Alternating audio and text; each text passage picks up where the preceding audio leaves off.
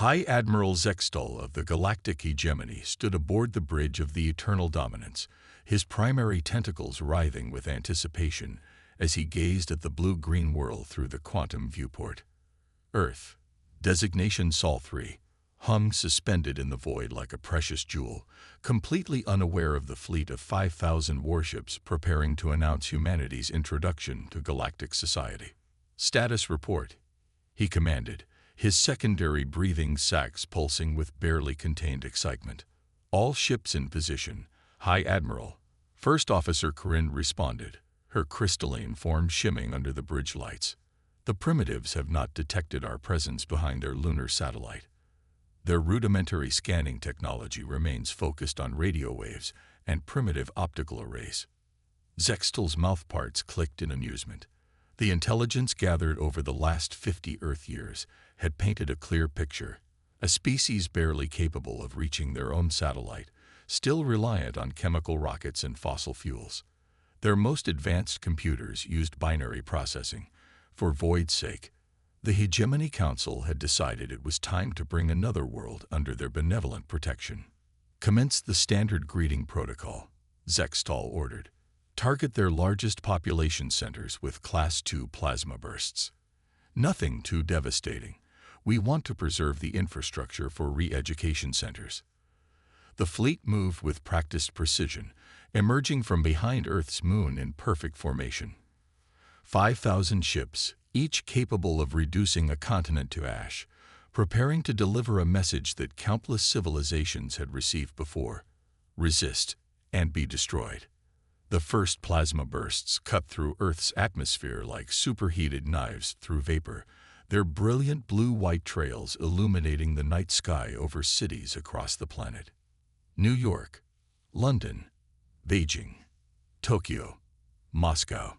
The attacks were precisely calculated to maximize visual impact while minimizing actual damage, a show of force rather than true destruction. But something was wrong. "High Admiral," Corinne's normally melodious voice carried an edge of concern. "We're detecting anomalous energy signatures from the surface." "Elaborate," Zextal commanded, his tentacles curling with irritation at this deviation from the standard conquest protocol. "The humans, they're not responding according to any known patterns. There's no mass panic, no electromagnetic surge from their communications networks failing.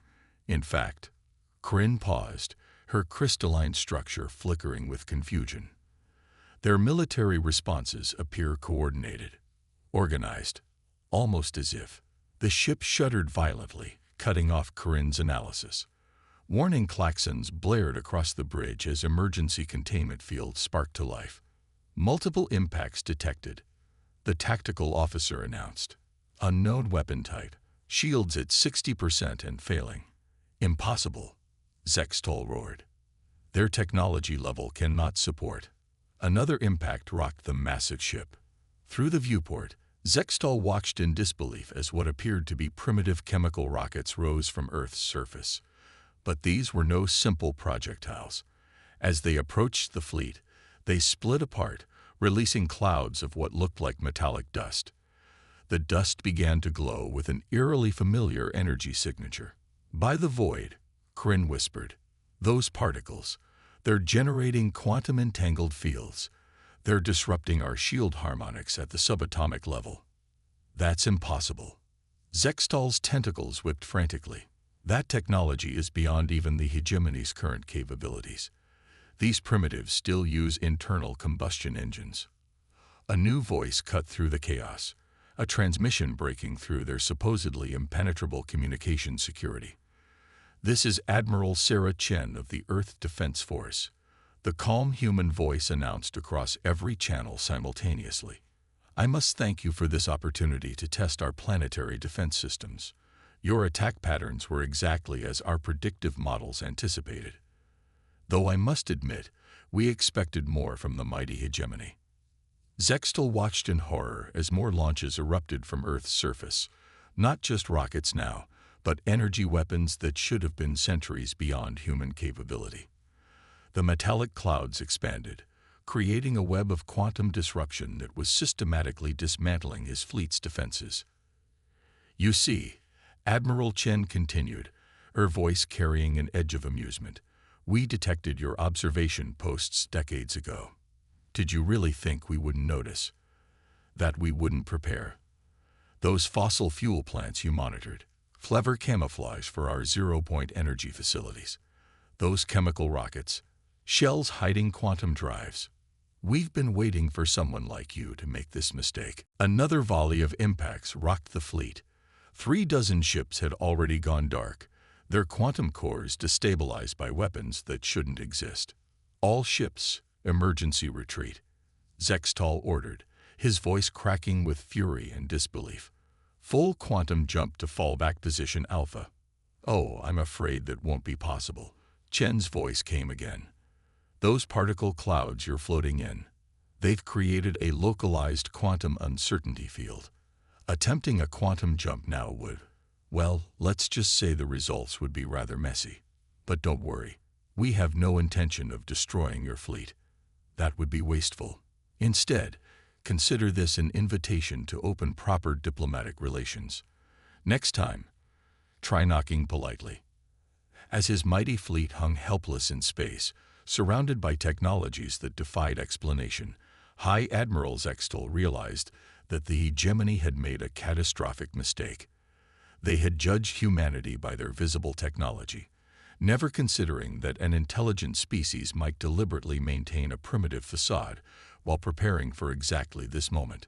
This was not going to be the quick conquest he had promised the Council. This was going to be a very, very long day.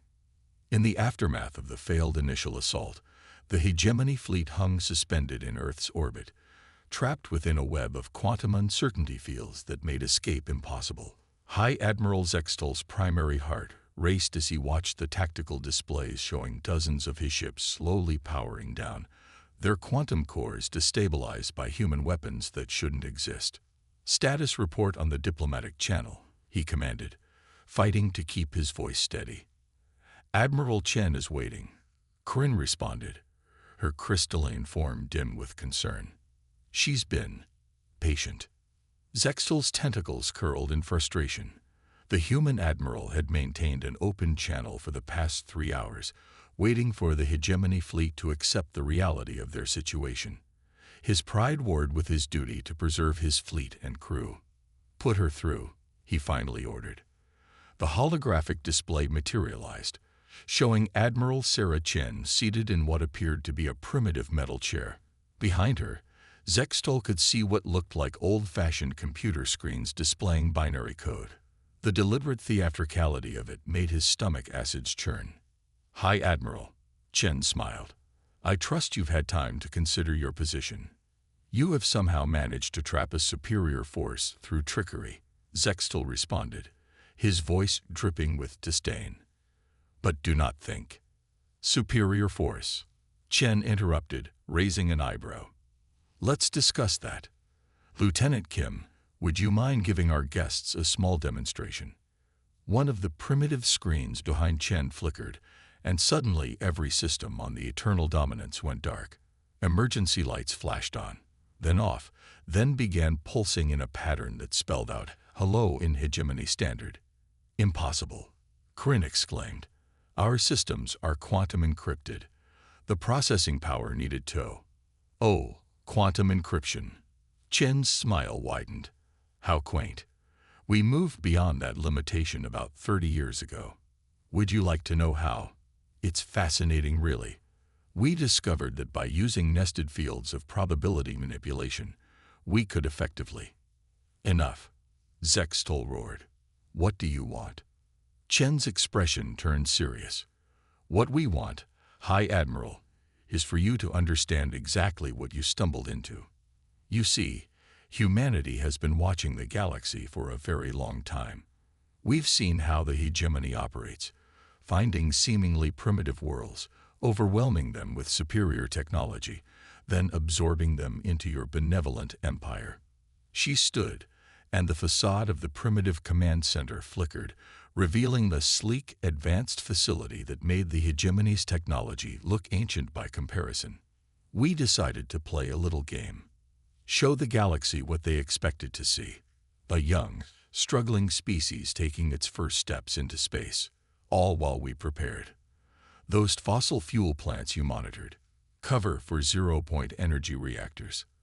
Those chemical rockets, shells hiding quantum drives more advanced than anything your scientists have dreamed of. Even this conversation is happening because we allow it. As if to demonstrate her point, the quantum uncertainty field surrounding the fleet briefly became visible, a vast, intricate web of shifting probability matrices that defied the laws of physics as the hegemony understood them. But why? Corinne asked, her crystalline form vibrating with confusion. Why maintain such an elaborate deception? Because, Chen replied, we needed to know who our real friends would be. Some species discovered us and approached peacefully, seeking diplomatic relations. They saw our apparent primitive state and offered help, guidance, cultural exchange. They're now our closest allies, though they've kept our secret. But others, like the hegemony, she shrugged. Well, you showed your true colors today, didn't you? Zextal's tentacles writhed as the implications hit him. You're saying there are other species who know, who've been helping you. High Admiral, we're not just some isolated planet playing pretend. We're the linchpin of an alliance that's been waiting for exactly this moment. The hegemony's policy of conquest and subjugation ends today. New holographic displays appeared, showing fleets of advanced ships emerging from hidden positions throughout the solar system. Ships bearing markings of species that the hegemony had dismissed as minor powers, all of them displaying technology far beyond anything in their intelligence reports. Now, Chen continued, we can do this one of two ways. You can accept that the galaxy is changing, that the era of conquest is over, and work with us to establish a new order based on mutual respect and cooperation. Or, every weapon in the combined fleet targeted the hegemony ships simultaneously. Or, Zextal prompted, already knowing the answer. Or we can demonstrate exactly how outmatched you really are. Your choice, High Admiral. But choose quickly. I have a dinner reservation in Paris in 2 hours, and I'd hate to be late. I hear the quantum-aged wine is exceptional this season. As Zextal stared at the tactical displays showing the true extent of human technological superiority, he realized that this wasn't just a military defeat. This was the end of everything the hegemony had built itself upon. Their entire civilization was based on the principle of technological supremacy, and in one afternoon, that foundation had been shattered by a species that had apparently been playing games with them for decades. The choice, he realized, had been made for him long before he ever entered Earth's solar system. The only question was how much more humiliation he would have to endure before this day was over. The Hegemony Council chamber erupted into chaos as High Admiral Zextal's report concluded. The massive holographic display at the center of the ancient hall showed the human Admiral Chen's smiling face. Frozen in the moment, she revealed the true extent of Earth's technological prowess. Impossible. Supreme Counselor Vexthor's carapace had turned a sickly shade of green. Our intelligence networks are infallible. We've had observation posts on their moon for 50 years. Observation posts they knew about from the beginning. Zextal responded, his tentacles lying limp with exhaustion. Everything we saw was exactly what they wanted us to see. The council chamber itself seemed to reflect the hegemony's shaken confidence. The quantum crystal walls, once a symbol of their technological superiority, now seemed dull and outdated compared to the casual display of advanced technology they'd witnessed from the humans. A new hologram materialized, this one showing the true face of Earth's defense network. Satellites that had appeared primitive now shed their disguises, revealing weapons platforms that made the hegemony's best technology look like children's toys. What they had thought were simple communication arrays were actually nodes in a vast quantum computation grid that enclosed the entire solar system. There's more, Corinne added, her crystalline form pulsing with nervous energy. We've confirmed that at least 7 species we considered minor powers have been working with the humans. The Arcturians, the Zin Collective, even the supposedly primitive meridians. They're all part of this. But why? Another counselor demanded. Why would advanced species pretend to be technologically inferior? The answer came from an unexpected source. From the shadows of the council chamber emerged Ambassador Lyra of the Meridians, her bioluminescent patterns shifting in what the council now recognized as barely concealed amusement. Because, she said, addressing the council for the first time without her usual pretense of subservience, we learned long ago that the best way to identify true friends is to appear vulnerable. The humans taught us that. The council chamber fell silent as Lyra activated her own holographic display, showing the first contact between humans and Meridians 30 years ago. The Meridians, already possessing technology far beyond the hegemony's understanding, had approached Earth openly and peacefully, despite humanity's apparent primitive state. We came in peace, offering friendship rather than conquest, Lyra continued. And do you know what the humans did? They showed us everything. Their real technology, their true capabilities, and their grand strategy. They proposed an alliance based not on power or dominance, but on shared values and mutual respect. The display shifted, showing dozens of first contact scenarios, species after species discovering Earth, each making a choice, to approach with peaceful intentions or hostile ones. Those who chose peace were welcomed into a hidden network of advanced civilizations.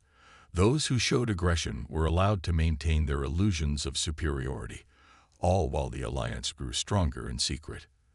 The humans called it Project Looking Glass, Lyra explained, a galaxy-wide experiment in character. Who would try to help a seemingly primitive species? Who would try to exploit them? The results have been illuminating.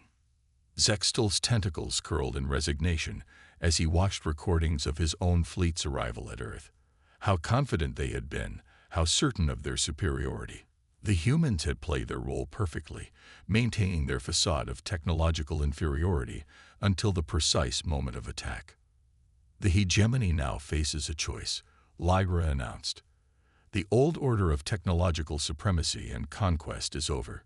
You can either join us in building something new, or... She let the threat hang unspoken in the air.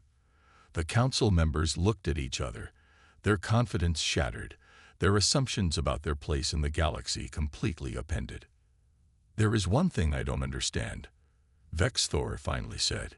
If your alliance is so powerful, why wait? Why not simply overthrow the hegemony years ago? Lyra's bioluminescence shifted to a pattern that indicated something between amusement and pity. Because, Supreme Counselor, this was never about overthrowing anyone. The humans believed that true change had to come from understanding, not force. Today you understand exactly what kind of galaxy you're really living in. The question is, what will you do with that knowledge? As the council chamber erupted into heated debate, Zextal found himself wondering about all the assumptions they had made over the years. How many other species were out there, hiding their true nature? How many times had the hegemony's arrogance blinded them to the reality around them? The age of deception was ending, but what would take its place? As he watched the council grapple with their new reality, Zextal realized that the humans' greatest weapon hadn't been their advanced technology. It had been their patience, their willingness to appear weak while building something far stronger than mere military might. The galaxy was changing, and the hegemony would have to change with it, or fade into obsolescence. Admiral Sarah Chen stood in Earth's quantum-shifted observation deck, watching the chaos unfold across the galaxy. The massive holographic display showed hundreds of light points representing various civilizations reacting to the news that humanity and their allies had finally revealed their true nature. Status report, she commanded, taking a sip from her genuine French coffee. Some traditions were worth maintaining, even with replicator technology available. The hegemony's authority is crumbling faster than we anticipated, Lieutenant Kim reported, his fingers dancing across the quantum interface. 17 former client states have already declared independence. Their entire economic system is in free fall. Chen nodded, watching as another cluster of systems formally withdrew from hegemony control. The revelation of humanity's deception had sparked a chain reaction throughout known space. Species that had been subjugated for centuries were suddenly questioning everything they had been told about technological hierarchies and natural order. "And our other initiatives?" she asked. "Proceeding as planned. The Arcturians have begun sharing their true technological capabilities with their sector. The Zen Collective is already hosting diplomatic summits for formerly antagonistic species, and the Meridians." Kim paused, a smile playing across his face. "Well, they're having a bit too much fun revealing all their primitive technology was actually centuries ahead of everyone else." A new hologram materialized. High Admiral Zextal, looking considerably more subdued than during their first encounter. "Admiral Chen, if you have a moment." "Of course, High Admiral. How are the reforms progressing?" Zextal's tentacles writhed in what Chen had learned to recognize as embarrassment. "The transition is challenging. Many of our people are struggling to adapt to a galaxy where technological superiority no longer guarantees dominance. But we are learning.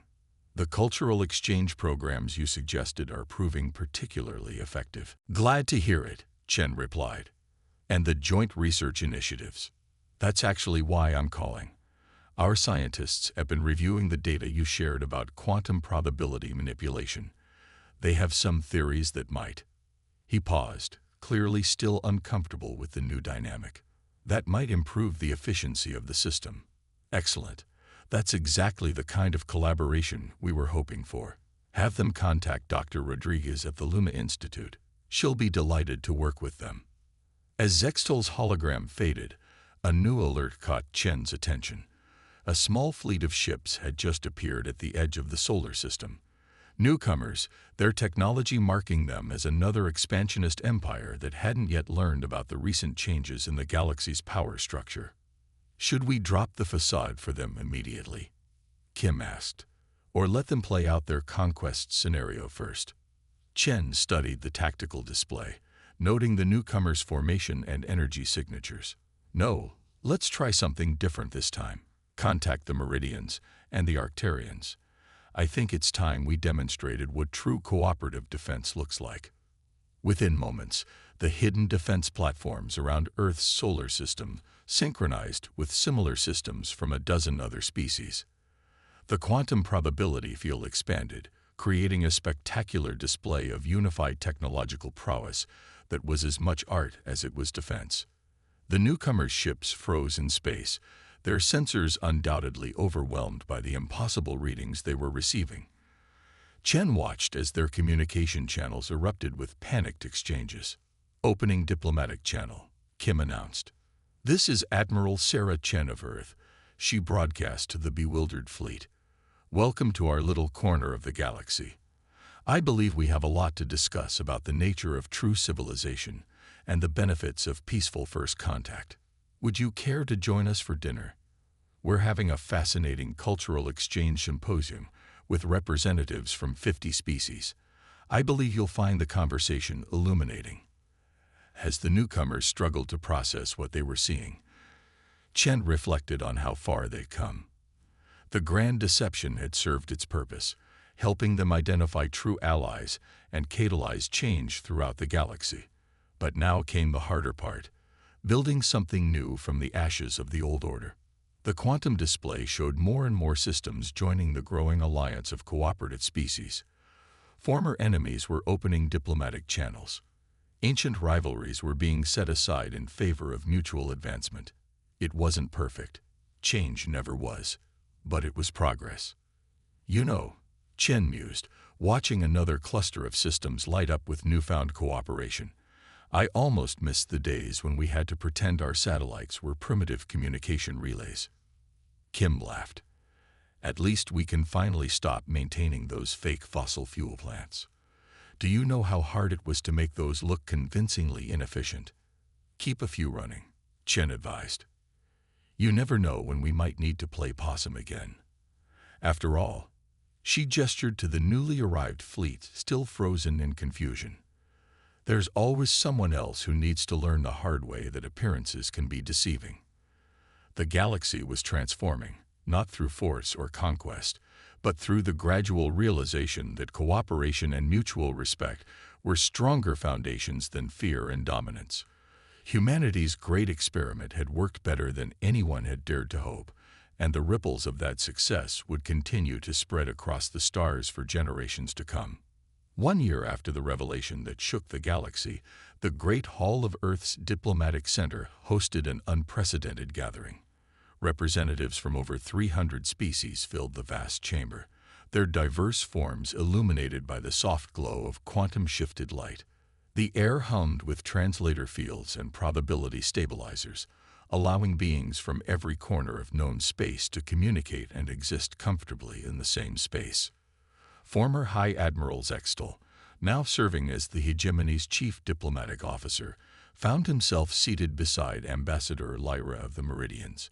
His tentacles, once rigid with military precision, now moved with a more relaxed fluidity. "Would you believe," he said, watching various species mingle freely, "that a year ago, I thought humans still used chemical rockets?" Lyra's bioluminescence flickered with amusement. "Would you believe that 2 years ago, you thought my species couldn't achieve faster-than-light travel?" Their conversation was interrupted by the arrival of Admiral Sarah Chen, accompanied by representatives from dozens of formerly primitive species. She took her place at the central podium, the same pleasant smile on her face that had so infuriated Zextal during their first encounter. "Friends, allies, and honored guests," she began, her words translated simultaneously into hundreds of languages. "1 year ago, we revealed a truth that had been hidden for decades. Today, we celebrate not just the success of Project Looking Glass, but the birth of something unprecedented in galactic history." The massive holographic display behind her came to life, showing the transformation that had swept across known space. Former hegemony worlds now operated as independent but interconnected societies. Species that had once competed for resources now collaborated on massive engineering projects. The old hierarchies based on technological superiority had given way to a complex web of mutual cooperation. "Some have asked why we maintained our deception for so long," Chen continued. "Why Earth and our earliest allies chose to hide our true capabilities. The answer is simple. True civilization cannot be built on fear or force. It must grow from understanding, from choice, from the willing cooperation of all its members." She gestured to the assembled representatives. "Look around this room. A year ago, many of you would not have deigned to speak to each other. Some of you represented empires that claimed supremacy over others. Some of you hid your true nature, as we did, waiting for the right moment to emerge.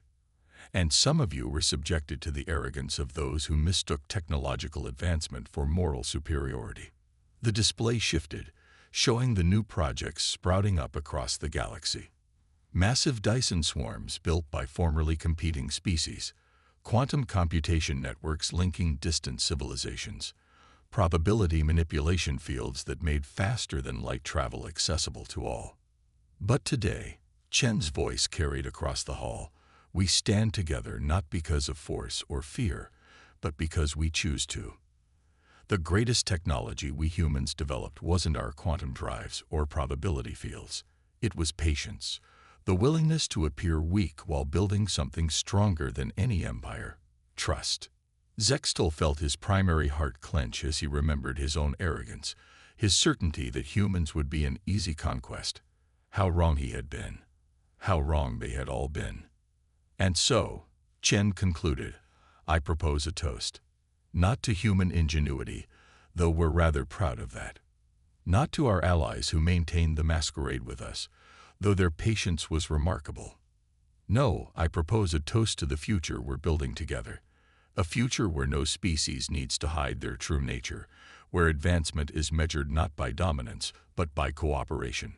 She raised her glass, containing real French wine, as she still insisted on some traditions, "to the end of empires and the beginning of understanding." The assembled representatives raised their various drinking appendages in response. The quantum fields hummed with the combined energy of hundreds of species celebrating together. As the formal ceremony concluded and the representatives broke into smaller groups, Zextol found himself approached by Lieutenant Kim, who had become something of a friend over the past year. Still processing it all, Kim asked with a knowing smile, "You know what the strangest part is?" Zextol replied, watching various species freely sharing technologies that would have been closely guarded secrets a year ago. "I'm actually glad we fell for your deception. Glad we were arrogant enough to attack Earth." "Oh, why's that?"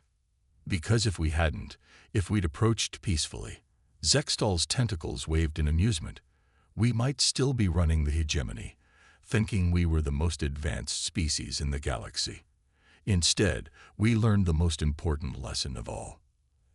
"And what's that?" "That true advancement isn't about having the biggest ships or the most powerful weapons. It's about knowing when to set aside your pride and learn from others." He paused, watching Admiral Chen chatting with representatives from a dozen worlds. "Even if they appear to be primitive apes who still used fossil fuels." Kim laughed. "You know, we're still maintaining a few of those old coal plants. Force of habit, I suppose. That, and Admiral Chen thinks they make excellent tourist attractions, a reminder of how appearances can be deceiving." As the celebration continued around them, Zextol reflected on how completely the galaxy had changed in just 1 year. The old empires were gone, replaced by something far more interesting, a true civilization of equals, built not on force but on choice. And somewhere out there, he knew, other young species were taking their first steps into space. He wondered how many of them, like the humans had, were hiding their true nature, waiting to see who would offer friendship and who would attempt conquest.